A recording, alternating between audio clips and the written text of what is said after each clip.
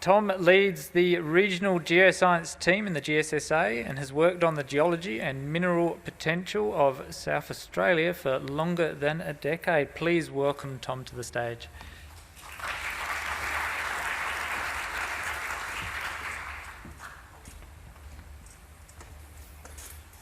Thank you very much, Phil, and thanks to the speakers so far. It's great to have a bit of an introduction into using Seismic to tell you an awful lot. I'll try and continue on with that theme. I've gone with a bit of a wacky title for my talk today, mainly because I like doing that, but those three first words or sentence there will become apparent as to what I'm getting at in a few minutes. So I'll introduce this talk by saying I think this is probably a really good example of a collaborative project between the GSSA and Geoscience Australia. We obviously wouldn't have a deep seismic line going from Port Pirie to the Victorian border without them, so thank you very much. It's been a pleasure working with people like Michael Dublier and co over there and an awful lot of people back in South Australia. So reconstructing an orogen piece by piece is a pretty difficult task. The Delamerian orogen is, I guess, one of the better exposed orogens within South Australia. We've got a large amount of outcrop in the Mount Lofty and Flinders ranges, bits in the Gawler as well that have been affected by the Delamerian. But all of that is a two-dimensional problem. We're seeing a two-dimensional surface which is now at ground level. So using a bit of a third dimension is really helpful in bringing the story back together. I'll highlight some recent work by Jared Lloyd in his PhD on the left-hand side there. That's some fantastic geochronology and looking at the evolution of the Adelaide super basin. That's been really helpful in working these things out, building on previous authors' work, including people like Wolfgang. On the right-hand side, again, further investigations of the Delamerian in recent years through our collaboration with MinEx CRC. Geoscience Australia, again, collaborating with MinEx CRC in New South Wales. So it's been a fantastic, I guess, nexus of geoscience between different jurisdictions, which has been really great to be part of over the last few years. I'll draw your attention to a report book link down in the bottom right. That's a write-up of our Delamerian NDI drilling results that's been made public on the website and through SARIG in the last few days, so please check that out. So in terms of a regional geology picture, that's a horrible cross-section in the bottom of the diagram, bottom of the slide there, that I put together before going over to Geoscience Australia to have a first look at this seismic. So really what we're talking about, where this line goes through, which you can see on the map on the top right-hand corner, we're going from just south of Port Pirie, which is basically on the Gawler Craton. There's a small amount of cover, but we're on the Gawler. And this seismic line that GA collected in 2022 goes basically to the southeast and intersects another east-west line that goes through northwestern Victoria. So also, I guess I should mention, GA collected a bunch of lines around the southern edge of the Curnamona province, which I won't get time to talk about today. That interpretation is still going on with both GA and GS New South Wales. So look forward to that in the coming 6 months to a year or so. So when we talk about the geology that this line goes across, it's basically going from the Gawler. We're transecting the Mount Lofty and southern Flinders ranges, where we see the Adelaide Rift Complex. Going slightly further east, we see the Cambrian rocks, which make up the younger part of the Adelaide super basin. Then we get into the younger sequences of the younger basins stacked on top of that, which is the Paleo to Mesozoic basins of the Darling, Nada, Berry, and then the Murray Basin down into the Cenozoic. So back to reconstructing an orogen piece by piece. We can see from the fantastic outcropping geology in the Mount Lofty and southern Flinders ranges that really the pre-Cenozoic outcrop, so all the rocks older than the Cenozoic, the outcrop's controlled by topography. And what's controlling topography? Well, that's mainly structure. Some of that structure is fairly recent in terms of its geological history. The Australian plate's under compression. Some of these things have been popped up on major scarp-forming faults, which Wolfgang wrote a fantastic article about a few years ago. So the topography is controlled by a structure. The location of the recently active structure is controlled by previously active structure. The location of previously active structure is controlled by even older structure. So you've got similar structures being active from the Cenozoic through the Delamerian. Some of those things started out, were impacted by the Alarian orogeny in the Mesoproterozoic, and probably had their history as earlier growth faults during deposition of Paleoproterozoic basin sequences at depth as well. So we've got a really long and complex reactivation history of a lot of structure, and we've really only got a two-dimensional sequence to work with at the moment until we had this fantastic seismic line. So we can start to put together some of the structural story. Wolfgang, as part of this project, put together a cross-section, basically across the borough map sheet, along where the seismic line went across.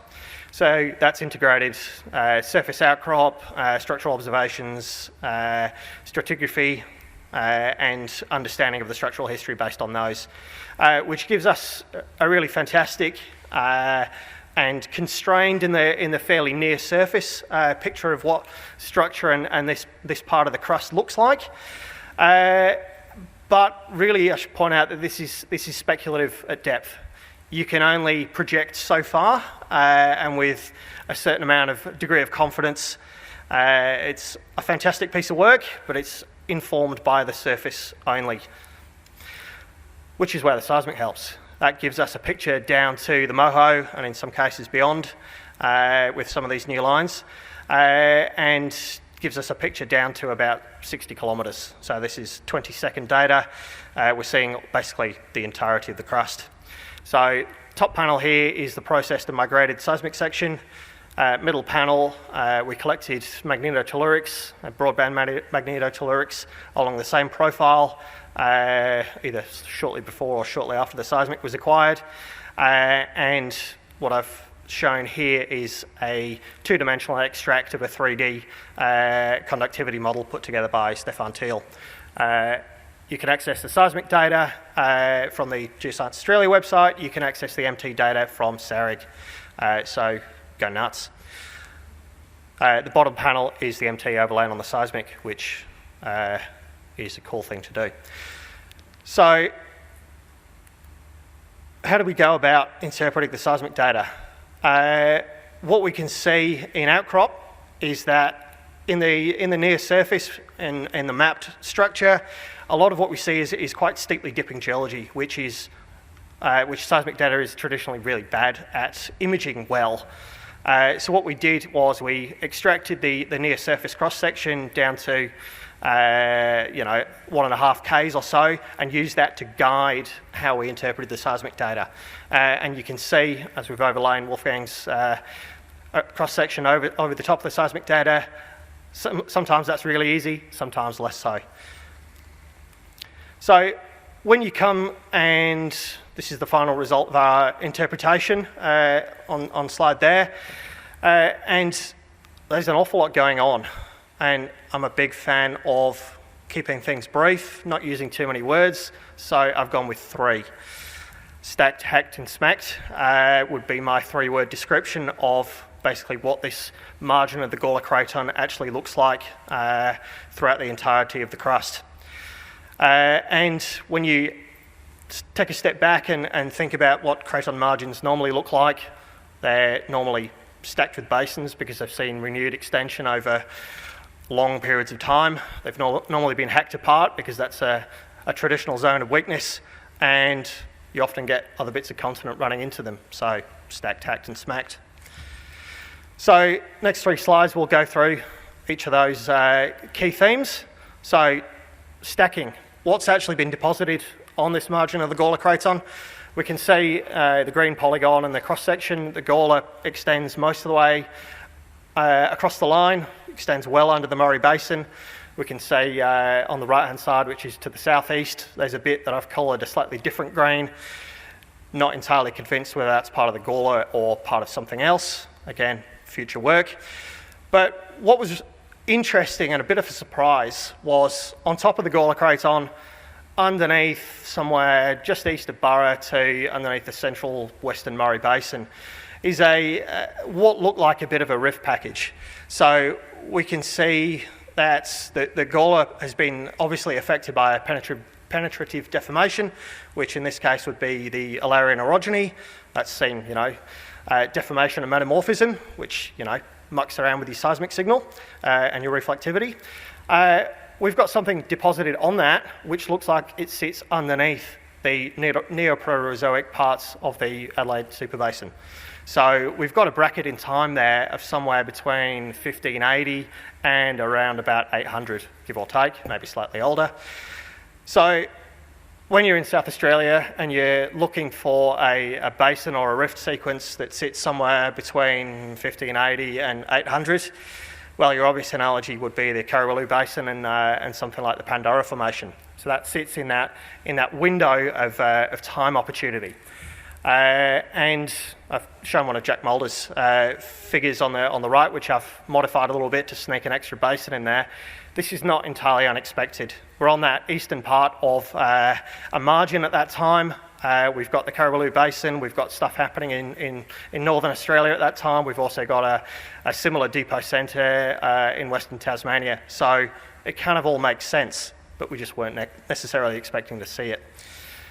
Sat on top of that, we all know and love the Adelaide Superbasin, the Adelaide Rift Complex in there as well, and we can recognise some parts of the younger stratigraphy, the younger basins too. In terms of structure, this area's been pretty well hacked apart. We can see a lot of the deposition of these basinal sequences have been affected by growth faulting all the way through from, we probably can't see any evidence now of growth faulting affecting earlier Proterozoic rocks, but at least in terms of the late Mesoprote, what we've called the Cumuloo seismic province, it doesn't get to surface anywhere, so we call it a seismic province. That's obviously been affected by rift structures. Similarly, in the earlier parts of the Adelaide Rift Complex, we can recognise those pretty well. And we can recognise a bunch of really quite steep and deep and multiply reactivated structures there. A key one would be the teal flat shear zone, which looks like it goes all the way through the crust and disrupts the moho. And some of those things have probably seen a fair bit of strike slip movement. So in terms of the smacking component, the Delamerians had a fairly big effect in this part of the world. You've got a decent shove from the east, which we can bring in models from Ross Cayley and others up the top. What we can recognise in the seismic section, I've done a blow up of a far western part of the line, and looks fantastic. Really great to see some of these thrust structures able to be interpreted through seismic and imaged really well. And Cenozoic compression in more recent times has probably kicked some of these things into reactivation, and we can see that controlling where the bits of the younger basins are now preserved. So if we've gone stacked, hacked and smacked, well, the next thing that we'd want to see from a project like this is, well, what's the economic implications? What do we think around in terms of mineral systems insights from this? Well, if we're talking about the sediment-hosted copper model or potential for this area, well, really you'd want to be seeing lower parts of a rift or basinal sequence. Ideally, you'd want red beds, you'd want volcanics, you'd want evaporites and all these sorts of things which are really good at A, providing a source of copper, but B, having things that you can mobilise copper out of and use to transport it elsewhere where you can trap it nicely. And I'll call out one of Jared Lloyd's recent publications on the right. We didn't necessarily know that we've got earlier parts of the Neoproterozoic stratigraphy preserved in this part of the world. Well, we think we do, which is fantastic when it comes to the said copper model. If we've got a lower part of the sequence preserving Earlier parts of the rift, we've probably got some volcanics in there. We may well have salt too. We may well have red bed parts of the sequence, which is a great place to be if that's what's providing source and mobilisation mechanisms for copper. And you take that one step further, and if we're drawing analogies with the Caraballo Basin, which we can see from regional geochemistry that there's low levels, yes, but there's slightly elevated copper, widely distributed.